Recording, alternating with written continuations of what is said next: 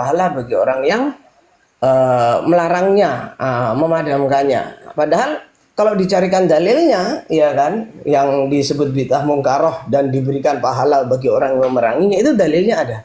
Seperti itu. Maka kalau masalah takrif itu sebenarnya kita tinggal apa ya? Ya tinggal menurut ulama mana. Kalau saya itu bagaimanapun akan lebih memilih pada apa ya? Ini lebih pada menjaga ya, ketika tidak dilakukan Nabi, maka saya usaha untuk tidak melakukan. Untuk mengerjakan hal-hal yang asobah sunnah aja dalam sehari semalam saya kerepotan, apalagi pada hal-hal yang itu tidak dilakukan walaupun kelihatannya baik. Saya jadi ingat ucapan siapa ya, Ibnu Umar atau bagaimana itu, beliau juga mengatakan ya, kullu bid'atin dhalalah wa in ra'ahan nasu hasanah. Artinya terlepas dari ikhtilaf yang terjadi seperti apapun, ya kan, kalau buat saya usaha untuk asobah sunnah maka itu adalah yang paling terjaga. Saya ingat dulu itu insya Allah ada dalam hadis Abu Dawud ya, kita boleh ilmiah. Kalau nggak salah Mu'adz bin Jabal beliau itu mengatakan begini di hadis Abu Dawud kita boleh ilmi tentang keluhannya orang yang memurnikan agama. Jadi Mu'adz bin Jabal kurang lebihnya berkata begini, bahwa besok orang yang memurnikan agama ini dia akan mengeluh. Keluhannya begini, ma linasi la yattabi'uni wa qad qara'tul Qur'an. Kenapa manusia nggak pada mau mengikuti dengan apa yang aku ajarkan? Padahal yang aku ajarkan ini Quran hadis murni, apa yang dilakukan oleh Nabi dan para sahabat, seperti itu. Kemudian dalam lanjutan keluhannya, wallahi demi Allah, mahum bimuttabi'iyah, demi Allah mereka tidak akan mengikuti dengan apa yang aku ajarkan, hatta abtadi alahum wairahu, sehingga aku berbuat mengajarkan bid'ah kepada mereka, baru mereka akan berbondong-bondong melaksanakan. Ini yang disitir oleh Mu'adz bin Jabal, seperti itu. Jadi kalau buat saya bagaimanapun memang lebih aman ya, lebih aman untuk apa yang dilakukan oleh Nabi, seperti itu saja. Mungkin saya lebih agak tertarik kenapa beliau Al-Ustadz As-Syaikh ya, Al-Alamah Al-Izzi bin Abdissalam yang membagi bid'ah menjadi 5, tetapi beliau justru melarang membid'ahkan sholat raghaib dan perayaan disusahkan. Padahal kalau dicari dalilnya ya selalu ada, mohon maaf bahasan saya, selalu ada alasan yang syar'i di dalamnya. Mungkin seandainya itu bisa diulas lebih jelas, mungkin agak bisa memberikan ini ya, penasaran saya di waktu yang agak lama. Mungkin itu dulu dari saya mungkin ya. Siap. Syukron. Gini, saya simpulkan dulu ya. Saya review dulu apa yang dijelaskan oleh Ustadz Nela. Yang nanti silakan dijawab oleh beberapa mujahid yang ada. Jadi begini ya. Yang pertama, beliau mengatakan bahwa takrif dari beberapa ulama salaf itu sebenarnya banyak yang tanakut. Nah, ini perlu dibuktikan apakah betul-betul tidak tanakut, tidak beberapa ulama salaf itu tanakut, ya kan, maksud saya takrif tentang bid'ah itu kalau kita lihat ya, memang ada kalanya seolah-olah tanakut seperti itu. Contoh yang takrif tadi disampaikan oleh Ustadz. Gini. Iya, Pak Nela paham. Ya. Oke, lanjut. Bang Nela, cukup. Gini. Makanya begini.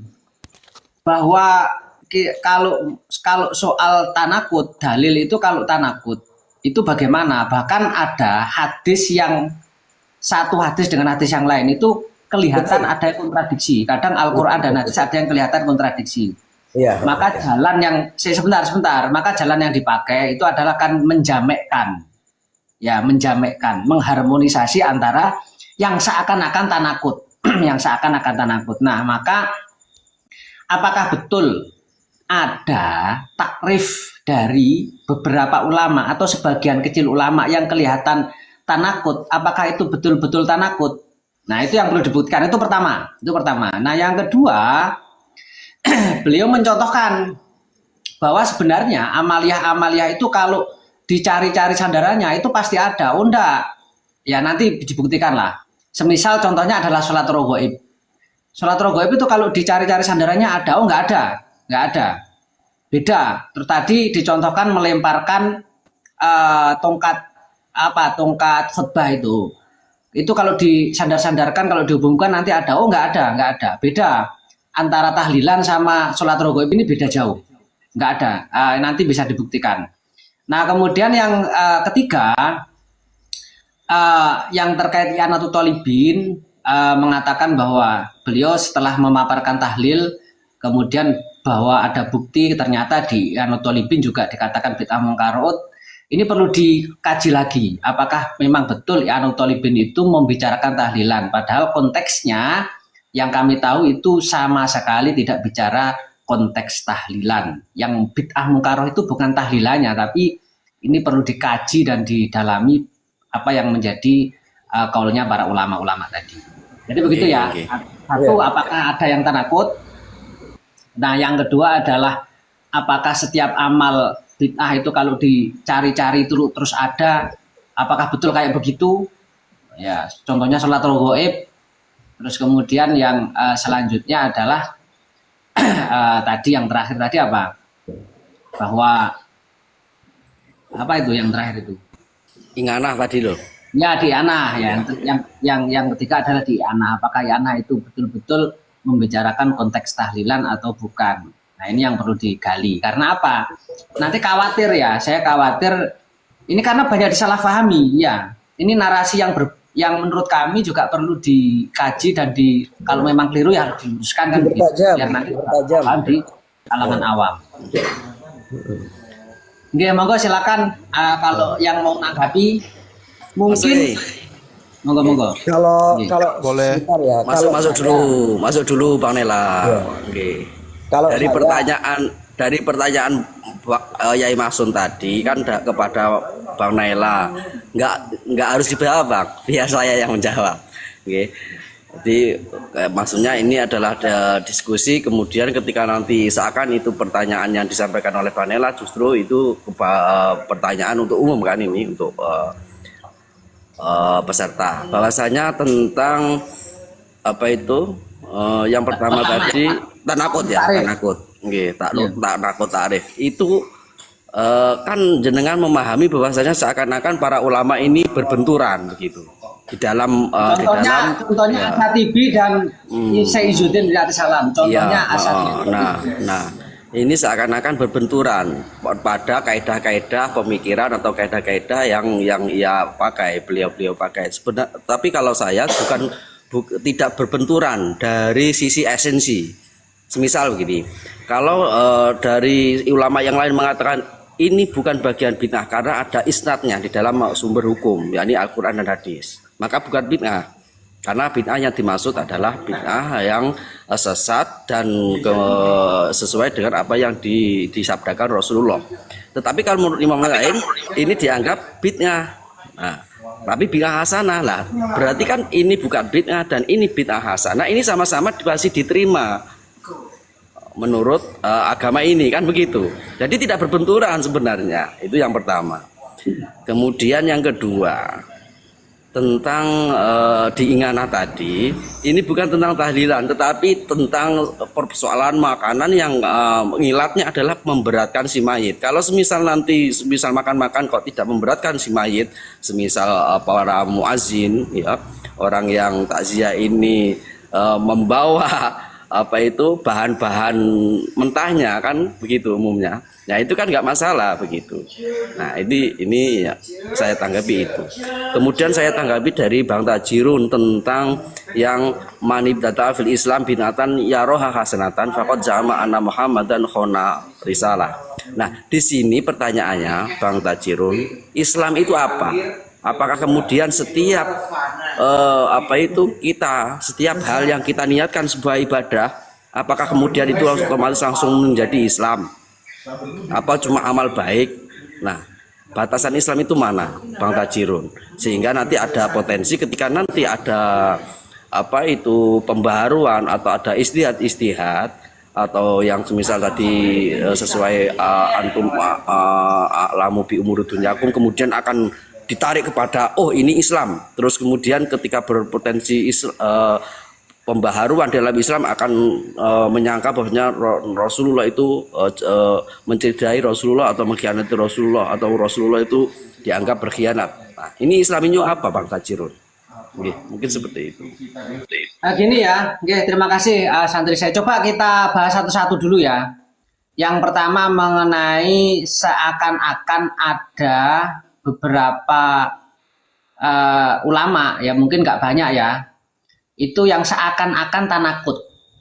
Nah itu coba nanti kita kupas itu. Baru nanti setelahnya kita akan membahas terkait i'anah semisal. Ya, nah itu coba kita bahas biar nanti clear ya. Tidak langsung harus 3 begitu, tidak. Biar satu-satu dulu.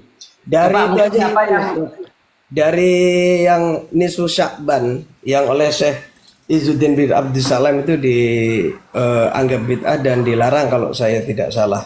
Padahal kalau dicari dalil tentu pelakunya itu ya punya dalil tentangnya seperti itu. Mungkin itu dulu. Sebentar Bang Nela. Yang coba begini, yang antum mengatakan bahwa seakan-akan ada yang tanakut itu contohnya seperti apa? Takrif yang seakan-akan antara satu ulama dan satu ulama yang lain ini ada yang seperti bertabrakan, itu contohnya yang mana? Contohnya kalau dari takrif terus terang anak kan tidak hafal masing-masing takrif itu sendiri kan tidak hafal. Tapi dari takrif yang tadi antum bacakan ya kan, suatu amalan pokok ada dasar pada ada dalilnya, walaupun itu tidak pernah dihukumi salaf, maka itu tetap tidak bid'ah. Nah, itu dalam benak saya langsung loh. Kalau seperti itu pengertiannya, kenapa kok Al-Syaikh Al-Izzi bin Abdissalam itu membid'ahkan perayaan Nisfu Sya'ban? Nah, itu dia. Oh, saya nangkap Ya. itu. Fadil. Ya. Mungkin bisa dibantu. Oke, ya nggak apa-apa. Monggo silakan Ustaz, jangan lupa mencatat. Bismillahirrahmanirrahim. Tanakut ya, pembahasan tanakut ini ya. Oh, pembahasan tanakut. Iya. Nah, itu dan contohnya nggak apa-apa. Itu kan langsung contoh malah langsung lebih. Iya. Contoh Syekh Izzuddin bin Abdissalam itu membagi bid'ah menjadi 5. Tetapi kenapa di dalam pernyataan yang lain juga di situ melarang apa tadi? Nisfu Sya'ban. Padahal ya. Salat rogoib. Bagi pelakunya kan cukup. Oh, itu kan masuk kategori seandainya bid'ah sana. Ah, seperti itu. Kan gampang sekali artinya dia berasumsi seperti itu. Oke. Berarti ya salat rogoib yang di situ diharamkan oleh Syekh Izzuddin bin Abdissalam juga termasuk Imam Ibnu Hajar Al-Haytami dan beberapa ulama yang lain, yang di sisi lain kenapa kok tidak dimasukkan bid'ah hasanah salat rogoib? Padahal kalau dihubung-hubungkan kan seharusnya bisa, kan begitu? Ya coba, monggo silakan. Bismillahirrahmanirrahim. Jadi sebelumnya ingin saya paparkan sebelumnya, ini mungkin nggak membahas tapi sangat mendukung juga bahwa ulama dari salaf sampai sekarang dalam memahami bid'ah itu, lebih tepatnya memahami definisi bid'ah itu ada 3 kelompok. Kelompok pertama jumhur fuqaha, baik itu dari para salaf terdahulu.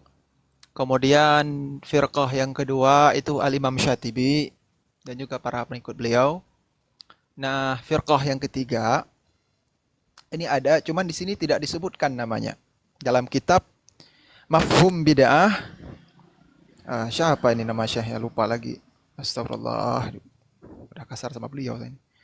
Dr. Abdul Ilahi bin Hussein Orfaj. Jadi beliau menyebutkan ada satu kelompok lagi yang nomor 3.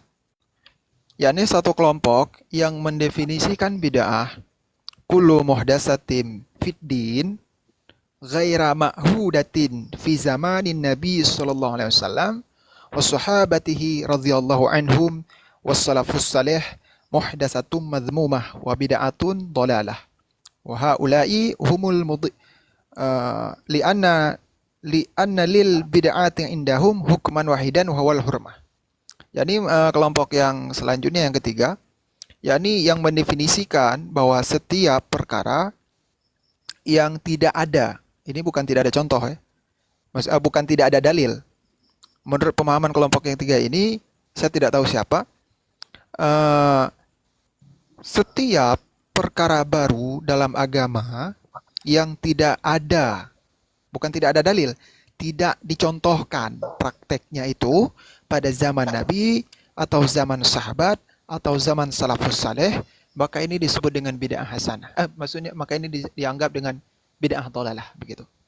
Kemudian itu sebagai tambahan. Kemudian untuk menanggapi Bang Ustadz Nela barusan, saya memahami Ustadz Nela di situ terjadi dua hal yang berbeda. Maksudnya gini. Di satu sisi Imam Ibnu Abdis Salam, beliau mengatakan bid'ah hasanah itu sesuatu yang ada sesuatu yang ada dalilnya. Lantas kenapa di satu sisi beliau membid'ahkan perkara yang ternyata di ahli yang mengerjakan itu ada dalilnya, kan begitu. Jadi sebelumnya kita harus membedakan mana perkara kuli atau perkara juz'i. Perkara kuli dimaksud di sini itu adalah para ulama terdahulu termasuk Syekh Ibnu Abdis Salam mengakui adanya eksistensi bid'ah hasanah itu ada. Perkara baru yang ada dalilnya hasanah, yang ada dalilnya itu bid'ah hasanah, itu ada eksistensinya. Cuman itu perkara kuli. Cuman yang berbeda-beda ulama itu di mana? Ketika menjumpai ibadah yang bersifat juz'iyat. Misalnya dalam satu ibadah gini, satu ulama berpandangan itu nggak ada dalilnya, dalil itu lemah, nggak bisa dijadikan standar hukum. Ulama yang lain mengatakan ini ada dalilnya, gitu. Jadi permasalahannya di sini tentang sholat raghaib itu bukan tidak adanya bid'ah hasanah. Jadi perbedaan ulama tentang satu perkara ibadah tertentu yang bersifat juz'iyat, apakah itu ada dalilnya atau tidak, gitu. Jadi sama-sama. Jadi tanakutnya itu Bang, cuma tanakut di juz'iyatnya, Ustadz, tanakut di juz'iyatnya saja. Misalnya gini, ada ulama sama-sama mengakui adanya bid'ah hasanah. Cuman sebagian ulama menganggap kalau maulid yang saya temukan nggak ada dalilnya. Tapi beliau mengakui ada bid'ah hasanah. Cuman dalam pandangan beliau nggak ada itu dalil. Nggak ada yang bisa dicocokkan menurut beliau. Sedangkan ulama lain yang juga mengakui bid'ah hasanah, oh itu ada dalilnya. Nah, jadi perbedaannya ini bukan di ada eksistensi atau tidaknya bid'ah hasanah, itu tidak. Mereka semua sepakat ada eksistensi bid'ah hasanah, cuman berbeda pada perkara juz'iyatnya saja. Ya, bisa dipahami ya? Ya, istilahnya hanya penyebutan saja kan, tapi asisinya sama-sama. Oh, Ya, bukan artinya penyebutan ya. konteks. Bukan penyebutan. Konteks juz'iyat contohnya itu. Jadi sama-sama Jadi mengakui afrodnya ya. Bahwa afrod ini ada yang bid'ah hasanah, ada yang bukan. Begitu. Bukan masalah tidak ada bid'ah hasanah tetap ada, tetapi ketika masuk kepada afrodnya, nah ini nanti baru ada perbedaan-perbedaan, termasuk yang di sholat raghaib itu. Jadi, jadi saya rasa tidak ada tanakut. Kecuali, yai, tanakutnya itu dengan firqah yang ketiga saya sebutkan ada itu ya. Jadi Imam Syafi'i dengan jumhur fuqaha itu khilaf lafzi. Sedangkan jumhur fuqaha dengan firqah yang ketiga saya sebutkan tadi itu khilaf hakiki. Jadi memang eksistensinya mereka tidak percaya bahwa ada perkara baru dalam agama itu, meskipun ada dalil umum itu tidak. Kalau tidak ada pada masa Rasulullah, sahabat, dan salafus salih, ya tidak ada, meskipun ada dalil umum. Karena ada sebagian mereka itu seperti ini, ada dalil, saya nggak tahu apakah ini qawaid usul fiqh, cuman saya pernah ketemu dalam kitab Syekh Ibnu Katsir. Perkataan beliau begini, "Lau kana dzalika khair, la sabaquna ilaih." Jika memang perbuatan itu baik, sungguh telah lebih dahulu dicontohkan oleh para sahabat, telah lebih dahulu dicontohkan oleh Nabi, kan begitu. Tapi saya tidak menemukan ini dalam kitab usul fiqh. Baik gitu ya. Itu jargonnya orang kafir itu. Tapi nggak Ya, bisa. di Al-Quran. Ya ada emang ya. Iya. Ya, ada di Itu Al-Quran. kan Jargonnya orang ayat kafir. lengkapnya kan tidak seperti itu, Kang. Kang jangan lupa catat. Wa qala ladina kafaru law kana khairam masabakuna ilaih gitu kan. Itu kan wa qala ladina kafaru, kitabnya kan bukan kita. Enggak, Ya, yang ya, saya ya. sebutkan ini bukan dari ayat Quran ya. Memang Lah ya, jargon. Tapi itu ayat Quran itu ayat Esensinya Quran sama. surat. oh ya esensi. Itu minjem istilah saja. Iya, iya. Iya. Ya, oke, oke. Saya rasa cukup ya. Mungkin ada yang mau nambahi, Kang Rifan atau Ustadz Ibnu Hasani atau siapa, monggo. Kalau saya nyikapi dulu dari yang disampaikan oleh Mas, jangan lupa ya, gitu ya. Saya dengan penjelasan apa yang disampaikan itu saya mohon maaf hanya menganggap sebagai qala ba'dunas seperti itu. Dan apalagi kalau kita lihat ya, ulama-ulama yang yang membagi bid'ah menjadi beberapa bagian. Setahu saya itu tidak pernah satupun mereka mengamalkan sesuatu yang tidak pernah dilakukan oleh Nabi. Hatta ya, sehingga bahkan termasuk definisi bid'ah tadi yang disampaikan oleh Ustadz Mahsun ya kan. Nah, itu juga yang saya ketahui ya juga tidak dilakukan oleh para ulama-ulama salaf seperti itu. Oke, Monggo nanti yang kita lain. buktikan. Ya. Tapi kita clearkan dulu mengenai sholat rogoib. Ya. Iya. Sebentar ya, yang qala ba'dun nas itu yang mana ya? Maksudnya dalam penjelasan afrad ataupun kelompok ketiga yang saya sebutkan itu? Tidak, artinya yang saya anggap qala ba'dunas itu penjelasan dari antum seperti itu. Enggak, yang mana atau kedua-duanya gitu? Ya, semuanya seperti itu. Ya udah monggo mungkin yang lain itu enggak apa-apa. Taib. Mungkin bisa disanggah ya? Monggo anu. Izin turun ya. Siap. Bang, sebenarnya Bang Tajirun, saya untuk antum saya sudah tulis sebenarnya catatan ini, cuman ya mungkin karena ngebahas tentang tanakut. Oke. Ya.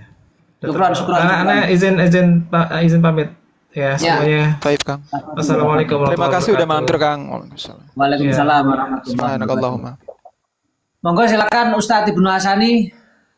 Ya, izin Ustaz. Jadi pertama mengenai masalah perihal tadi Ibnu Katsir menyampaikan la sabaquna di situ, itu kasusnya tentang pembahasan sampainya pahala qiraah atau tidak. Itu kasusnya, ranahnya lagi membahas itu, bukan membahas yang lain, yang mana di dalam hal ini mengatakan tidak sampai, dan ini juga merupakan khilafiyah, yang mana khilafiyahnya yang mengatakan tidak sampai itu apabila tidak dikhususkan ataupun apabila tidak dibaca di sampingnya. Kalau dikhususkan dan dibaca di sampingnya, sekalipun dari Syafi'iyah dan Ibnu Katsir di situ sepakat sampai. Nah, ini yang pertama dulu, awalan dari kami. Itu pembahasan tentang sampai atau tidaknya bacaan qiraah terhadap mayit. Nah, terus yang kedua, perihal mengenai masalah tanakut, ini saya curiga, khawatir tidak mengerti apa itu tanakut sebenarnya. Curiga, cuman mohon maaf. Curiganya di mana? Tanakut itu kan dalam sebuah masalah mahkum alaih, dalam satu mahkum alaih. Ketika mahkum alaihnya di situ satu, maka timbullah di situ adalah tanakut. Ada yang mengatakan di situ timbul sebuah tanazu. Itu dalam fi mas'alatin atau mahkum alaihnya. Sekarang mahkum alaihnya itu apa? Nah, makanya kami curiga, khawatir tidak ngerti apa yang dimaksud dengan tanakut terlebih dahulu. Jadi sia-sia membahas tanakut kalau definisi tanakut tidak tahu. Ya, seperti itu. Lah, sehingga mengenai masalah perihal aswaja, kita anggap itu bid'ah hasanah, yaitu ketika tidak bertentangan dengan hukum-hukum syariat. Maksudnya bagaimana? Bukan ketika apa yang dilakukan itu baik langsung dianggap itu tidak apa-apa. Nunggu dulu bagaimana ukuran dari tolak ukur syariat. Ketika sudah ada ulama yang berkomentar, ya itulah syariat. Kan seperti itu. Contoh, mengenai masalah perihal rogaib ini khilafiyah ulama. Ada yang mengatakan bid'ah, ada yang mengatakan tidak. Artinya mengenai masalah khilafiyah furu'iyah ini tidak bisa dijadikan sebuah dalil akan tidak adanya sebuah bid'ah hasanah. Dalam furu' madhab Hanafi mengatakan Imam Hanafi kunut itu adalah bid'ah. Madhab Syafi'i tidak. Apakah langsung mengatakan bid'ah antara khilafiyah madhab Hanafi dan Syafi'i ini mentiadakan bid'ah? Tidak. Terus yang kedua, mengenai masalah perihal ketika tidak dikerjakan oleh baginda Nabi, maka jelas di situ sudah tidak boleh misalkan, ataupun harus dijauhi. Tunggu dulu, baginda Nabi tidak memerintahkan seperti itu. Kalau kita belajar hadis, banyak belajar hadis. Makanya kalau kita belajar hadis, jangan baca yang cocok selera saja. Harus banyak-banyak kaji hadis. Di dalam kitab di dalam kitab Ad-Darimi, Muhammad Sunan Ad-Darimi, ya, Sunan Ad-Darimi juz 1 halaman 239. Akhbarana Muhammad ibnul Mubarak haddatsana Yahya ibnu Hamzah haddatsani Abu Salamah anna Nabiy sallallahu alaihi wasallam su'ila anil amri yahdutsu. Jadi baginda Nabi pernah ditanya mengenai masalah perihal-perihal yang tidak pernah dilakukan oleh baginda Nabi, ataupun kata simpelnya tidak ada keterangan dalam Al-Quran juga dalam hadis. Dan baginda Nabi bukan menyuruh untuk menjauhi ataupun jangan mengerjakan, apalagi mengharamkan. Apa jawaban baginda Nabi di sini? Nah, di sini sebutkan su'ila anil amri yahdutsu. Yahdutsu jelas ini bid'ah. Laisa fi kitabin wala sunatin. Lebih jelas lagi, tidak ada dalam Al-Qur'an, keterangannya dalam Al-Qur'an, wala sunnatin juga dalam hadis. Jelas tidak dikerjakan oleh baginda Nabi. Tapi apa yang disampaikan oleh baginda Nabi? Qala yanzuru fihi al-abidun minal mu'minina. Isnaduhu sahihun. Nah, di sini jawaban baginda Nabi ketika ditanya mengenai masalah sesuatu yang tidak ada ataupun yang baru yang tidak ada dalam Al-Quran dan Sunnah ataupun hadis, beliau menjawab bukan untuk menjauhi apalagi mengharamkan, melainkan hendaklah orang-orang ahli ibadah, syarahnya di situ adalah al-ulama, untuk melakukan kajian ataupun berijtihad tentang perihal tersebut. Ini. Terus yang kedua, ada lagi di dalam kitab Majma'uz Zawaid wa Manba'ul Fawaid. Di sini disebutkan wa an aliyin qala qultu ya Rasulullah in nazala bina amrun laisa fihi bayanu amrin wala nahyin fama ta'muruni. Jadi Sayyidina Ali bertanya terhadap Rasulullah, in nazala bina amrun laisa fihi bayanu amrin wala nahyin fama ta'muruni.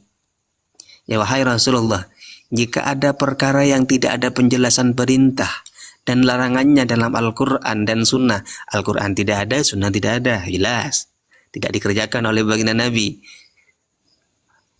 maka fama ta'muruni.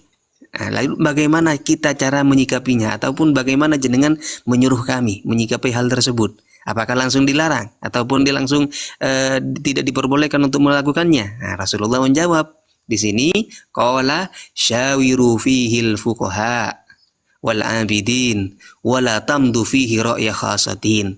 Jadi putuskanlah dengan bermusyawarah dengan antara para fuqaha dan orang-orang ahli ibadah, para mujtahid. Wala tamdu fihi ra'ya khasatin, dan jangan putuskan dengan pendapat pribadi. Ini nyambung dengan apa yang disampaikan oleh Imam Malik mengenai masalah faqad khana risalah, faqad khana nabi ar-risalah. Di situ maksudnya bagaimana hal-hal yang yahdutsu di situ artinya yahdutsu bi ra'yihi la bi usulis syar'i. Itu maksudnya.